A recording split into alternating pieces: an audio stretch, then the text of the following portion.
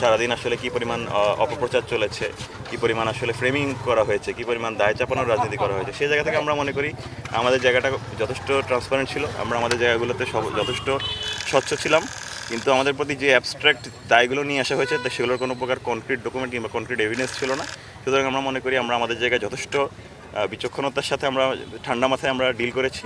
এই জলঘোলা আসলে জলঘোলা আসলে শুরু হয়েছে, জলঘোলা করা হয়েছে আসলে অভিযোগটা আনার কারণে। কারণ আমি যেহেতু আপনাকে দেখিয়েছি যে উনি আসলে বিএনপির সঙ্গে সংশ্লিষ্ট, বিএনপির ক্রমাগত বিএনপির পোস্ট একের পর এক দেখতে পেয়েছেন আপনি, এটা কোনো একটা দুইটা পোস্ট না। তো সেক্ষেত্রে উনি বিএনপির রাজনীতির সঙ্গে সংশ্লিষ্ট। আমরা তো বলিনি যে বিএনপির রাজনীতির সঙ্গে সংশ্লিষ্ট কারো কোম্পানির ইভিএম করবো না। আমরা বলে দিচ্ছি যে ইভিএম মেশিনের ত্রুটি আছে কি নেই সেটা আমরা যাচ করতে চেয়েছি, কিন্তু আমরা এমন বলিনি যে কোন কোম্পানির জন্য।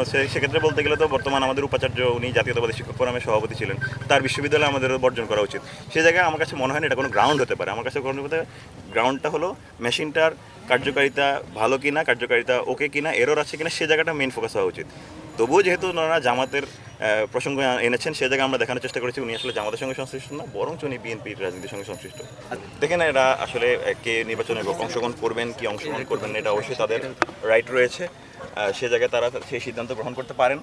আমরা মনে করি শিক্ষার্থীরা রায় দেবেন, শিক্ষার্থীরা যে শিক্ষার্থীরা তাদের ভোটের দ্বারা সেই রায়টা দেবেন, এবং শিক্ষার্থীরা আসলে সেই বাছাইটা করে নেবেন আর কি, যে আসলে এই ক্যাম্পাসের এই নির্বাচনটা সুষ্ঠু হয়েছে কি হয়েছে না, তাদের দ্বারা আসলে আমরা নির্বাচিত হয়েছি কি হয়েছে।